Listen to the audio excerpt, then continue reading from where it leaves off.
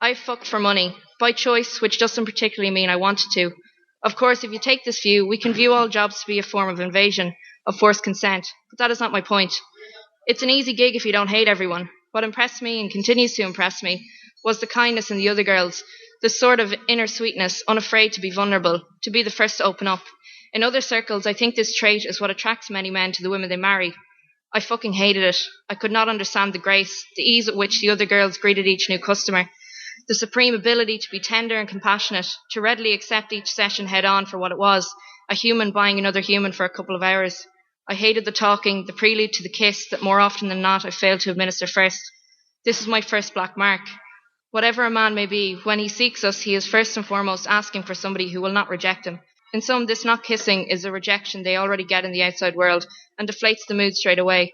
It destroys the bubble of pretense. I was pressured to think of small talk, and the men ran from the silences. I lost a lot of money.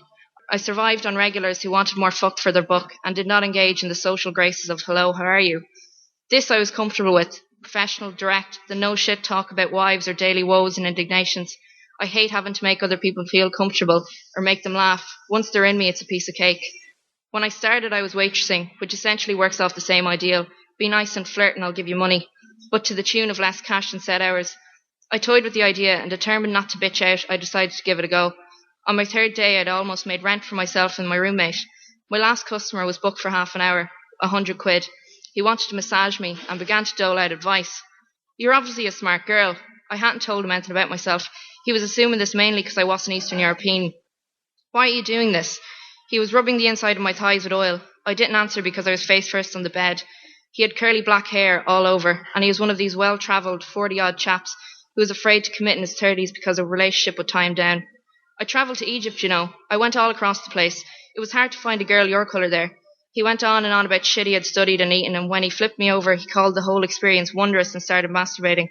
He continued on this tangent, telling me how I should travel and blah and more blah, pursuing dreams, this kind of thing. When he asked if he could come in my face, he barely shut up as he came. He rang the next day asking for another session. I blocked him from my phone. The problem with creating a safe space for people to be themselves is that I hate people, especially unfiltered people, and this is why I suck at most jobs.